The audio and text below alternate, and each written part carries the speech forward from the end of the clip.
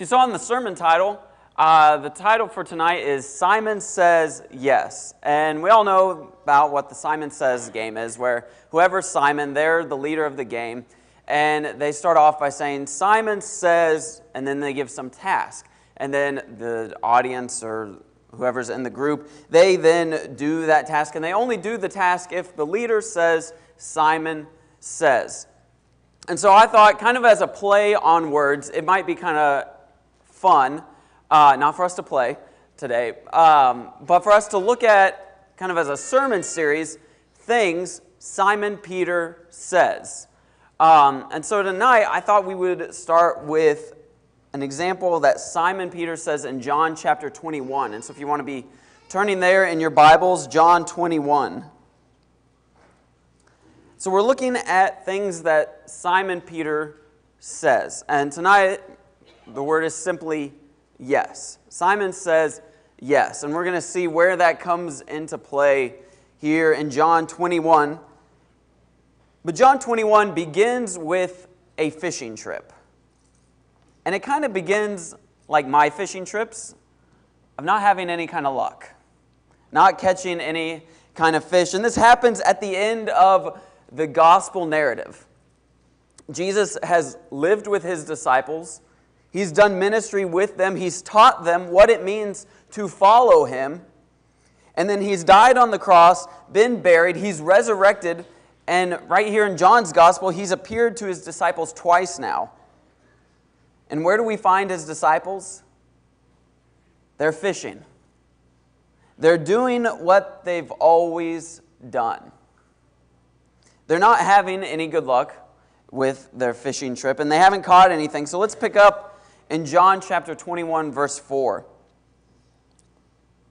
It says, early in the morning, Jesus stood on the shore, but the disciples did not realize that it was Jesus. He called out to them, friends, haven't you any fish? No, they answered. And I almost would think it'd be like kind of a no or a no, we're still fishing. You know, if we had a lot of fish, we would have come in. Or why do you have to rub it in? And so they say no. And then he said, throw your net on the right side of the boat and you will find some. Now, I don't do a whole lot of fishing. But I know that if I'm in a boat and I'm fishing on this side of the boat and someone says, throw your pole or your nets or whatever on the other side, I think I might have a conversation with them for a minute on how the water works. That just because I'm catching no fish here doesn't mean I'm going to catch a bunch of fish on this side. But this person, which we know is Jesus, tells them to do this. And it says, when they did, they were unable to haul the net in because of the large number of fish. Then the disciple whom Jesus loved said to Peter, it is the Lord. As soon as Simon Peter heard him say, it is the Lord, he wrapped his outer garment around him, for he had taken it off, and jumped into the water. The other disciples followed in the boat, towing the net full of fish, for they were not far from shore, about 100 yards. When they'd landed, they saw a fire of burning coals there with fish on it and some bread. I love how it says they weren't far from the shore, only 100 yards. Peter only swam 100 yards. If I swim 100 yards, I'm going to be exhausted. That's a football field, for crying out loud. And so, anyways, so Peter swims this 100 yards. And I also love Peter here. I mean, it's classic impulsive Peter. I mean, the guy who just says whatever first comes into his mind, he does whatever first happens. And he's like, oh, it's Jesus. I'm in a boat, so I'm going to swim to him. I mean, it's like, why? You know, row the boat, and then you don't have to get wet or whatever. And so, like I said, John realizes it's Jesus, tells this to Peter. Peter, Mr. Impulse, jumps in, swims the 100 yards. But I think what we see here is that impulse of Peter, that eagerness. He wants to see Jesus. And this makes sense, like I said, just from what we know about Peter. He's going to do whatever first comes to his mind, and he's going to do it without thinking, especially if it has to do with following Jesus. Peter doesn't always think logically or try to think, well, yeah, I guess I should go to Jesus, but maybe I shouldn't, or, let's make a pro-con list first. See if following Jesus is real. He just jumps in. He's like, yes, that's what I need to do. That's where I need to be. And I kind of think of Peter here, kind of like when you go to a buffet. You grab your plate, and you see all this food in front of you. And so you start piling, you see, some mac and cheese. Salad. Yeah, I better get some salad because I know what else I'm going to be eating today. And then you go, to whatever vegetables, you think, mashed potatoes, definitely need some of that. Probably should get some corn. Then you get to the meats. And you see the fried chicken. You're like, okay, I need some fried chicken. Some steak. Yeah, I need some steak. Some ribs. Yeah, I need some ribs. And it's just, you start piling it on. And you finally get back to your seat and you realize, did I not get a plate? Because you can't even see the plate anymore. It's just a mound of food. And I kind of think of that with Peter here, that, he's just so excited to be with Jesus or around Jesus or to seek Jesus that he just starts piling it on. And it's overflowing. And so Peter's so excited, he just jumps right into the water, and the other disciples are there with Peter once they get to the shore. And they share in this meal together. And I almost wish they kind of told us, what was that meal like for a moment? What kind of stuff did they talk about? What do you talk about when you're with Jesus, a guy who just rose from the dead? What does that conversation look like? But it says in verse 15, when they had finished eating, Jesus said to Simon Peter, they'd been having a good time, probably eating, sharing a meal, fellowshipping together. But now, Jesus has some business he wants to take care of. And so he's going to speak to Peter here. And like I said, I don't know quite what that whole meal was like, with, sharing that meal. But you get a sense that at the end of the meal, there's going to be a change in tone. Because it says, when they'd finished eating, Jesus said to Simon Peter. So this is the important thing. What they said at the meal, probably not that important since it's not written down. But in verse 15 it says, when they'd finished eating, Jesus said to Simon Peter, Simon, son of John, do you love me more than these? Yes, Lord, he said, you know that I love you. Jesus said, feed my lambs. Again, Jesus said, Simon, son of John, do you love me? He answered, yes, Lord, you know that I love you. Jesus said, take care of my sheep. The third time he said to him, Simon, son of John, do you love me? It says Peter was hurt because Jesus has asked him the third time, do you love me? He said, Lord, you know all things. You know that I love you. Jesus said, feed my sheep. Now there's a lot going on in this verse. We could pull out the Greek and talk about how the third time Jesus says agape, instead of phileo, one of the other words for love. But what I want us to notice is something very unique about this encounter. Jesus asks Peter, do you love me? But he doesn't ask him just once. He doesn't ask him twice. Instead, he asks him 3 times. And this number 3 is very important because that's the same number of times that Peter, if you remember, denied Jesus. 3 times Peter denied Jesus, and here 3 times after that, Jesus asks Peter, do you love me? And do you think Peter's forgotten that? I don't think so. In fact, I think it would be safe to assume that it still bothers Peter. He denied Jesus. He sinned, and it's, I would assume, probably still eating him up inside. We all know that, when we do something we shouldn't do, and you get that awful feeling in your stomach, that guilt. I can only imagine that's how Peter's been feeling this whole time. And here, Jesus asks him 3 times, do you love me? I almost wonder if Peter's kind of thinking, wow, Jesus, thanks for, rubbing that, putting some salt in that wound, perhaps. But Jesus asks him 3 times, and with that, Jesus is referring back to when Peter denied him 3 times. Peter realizes what Jesus is doing. Jesus is asking Peter these 3 times to point out that he denied Jesus 3 times. It's been bothering Peter. It's eating him up. But Jesus asks Peter this 3 times, not to make him feel bad, but I think to teach him something. Jesus is showing Peter that in order to love him, he has to show it in action. Yeah, Peter could say he loves Jesus. Even if you could tell someone that you love them, but the love is not really evident until you put it into action. Jesus is telling Peter, if you love me, you will show it more than just words. You'll show it in more than just telling me. You see, for 3 years, Peter followed Jesus, and he did whatever Jesus asked him to. He lived with Jesus. They walked together, they ate together, they shared meals together. He showed love to him. But then when Jesus was not around, when it was dangerous, at a time when it was dangerous to be associated with Jesus, Peter denied him 3 times. So with asking him 3 times, Jesus is saying, yes, you say you love me now, but do you love me when it's dangerous to love me? Or even when you are the only one? True love comes out even when it's difficult or inconvenient. Let me say that again. True love comes out even when it is difficult or inconvenient. Jesus is driving home the point to Peter that if you claim to love me, then I need to see it in your actions, and you need to do that all the time. It needs to be part of who you are.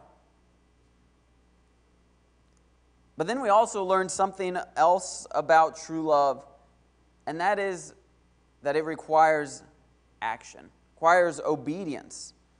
Each time Peter responds with, you know that I love you, Jesus then responds with, feed my sheep, or feed my lambs. Jesus is giving Peter a command right here. He's telling him that if you love me, then you will feed my sheep. Or if you love me, then you will do what I command. In order for Peter to show that he loves Jesus, he must do what Jesus says. He must put his love into action.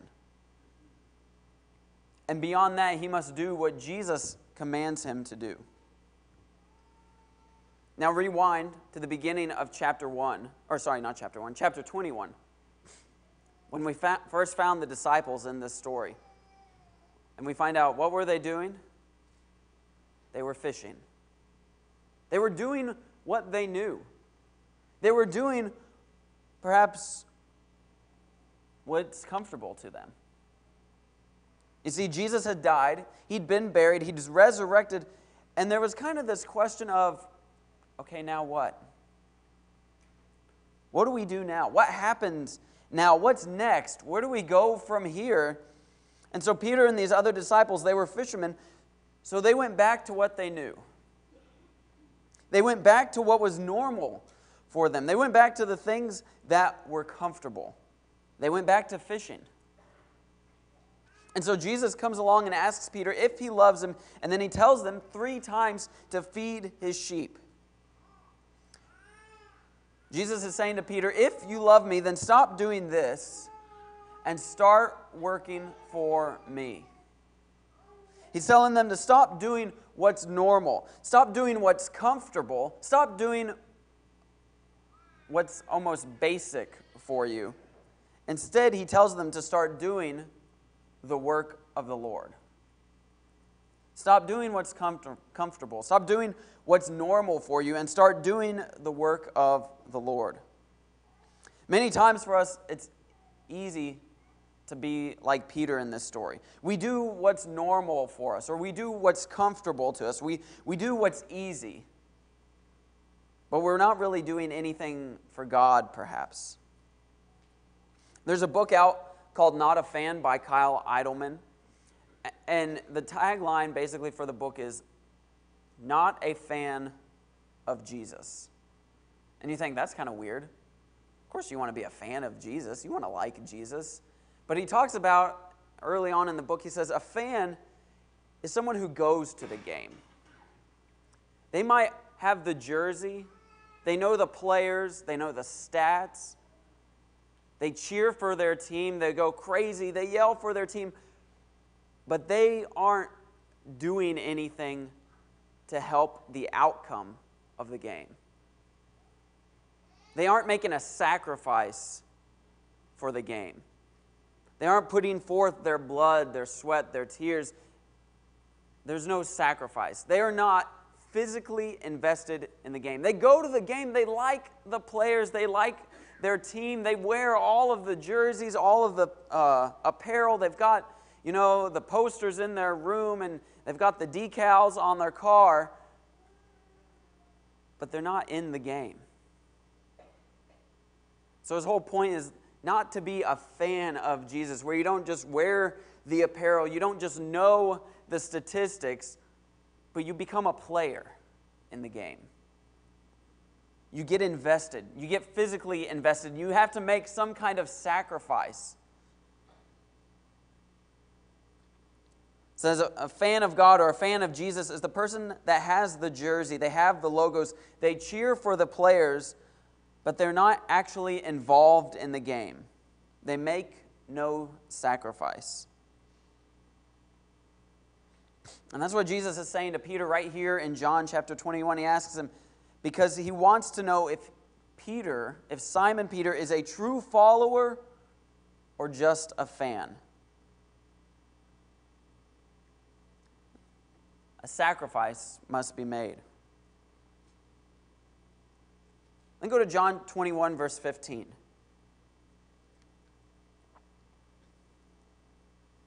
says, when they'd finished eating, Jesus said to Simon Peter, Simon, son of John, do you love me more than these? Yes, Lord. He said, you know that I love you. Jesus said, feed my lambs. Peter's been out fishing. He's done what's comfortable. And he brings in this big catch of fish.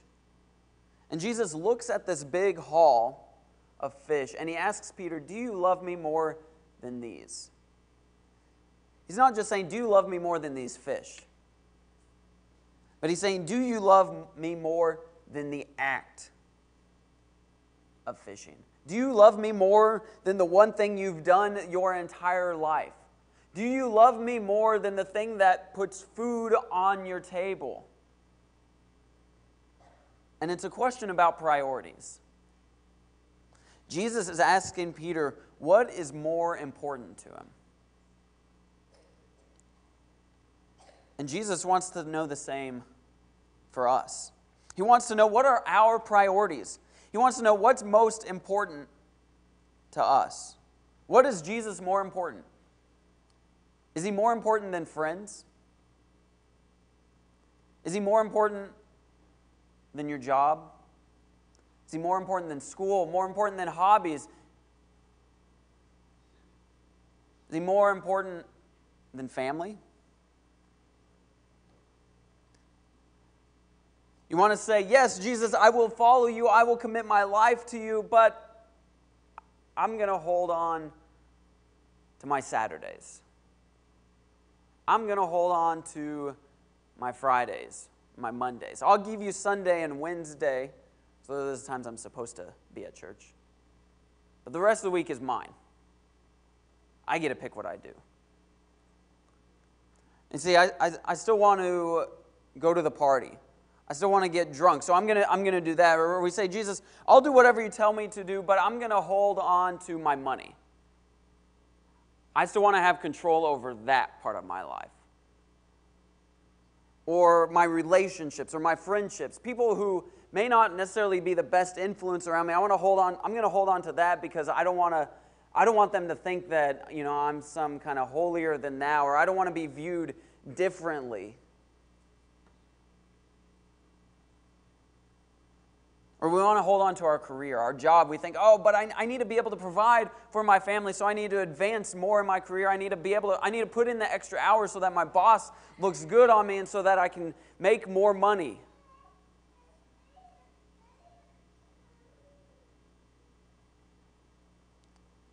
So I imagine Jesus saying to us, do you love me more than fishing? But do you love me more than your sports, than friends, than school, than job, whatever it might be? Do you love me more than these? Like we said, Peter and the other disciples, they'd followed Jesus. They knew about Jesus. They knew his teachings. They'd spent 3 years with him, but after following him, they just went back to fishing. They went back to their old ways. They went back to what was normal and routine for them. But Jesus came along and reminded Peter that there's something more important for him to be doing, and that was Jesus, loving Jesus and doing what he commands.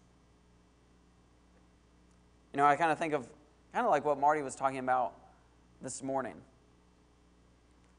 When he talks about when you have people coming over to your house, you pick up all the junk. You got to make room for them. Jesus is coming over to our house, to us. We have to make room for him. And he takes up a lot of space. So we get rid of what might be normal, what might be routine. We get rid of what might be comfortable in order to make room for Jesus. And we don't just put it in a closet like we do when family or friends come over. We throw it away. We don't even take it to Goodwill for someone else to deal with. We take it to the dump. Say, I'm done with this. I don't want to deal with this. I don't want this in my life anymore. And I don't want anyone else to have to deal with it.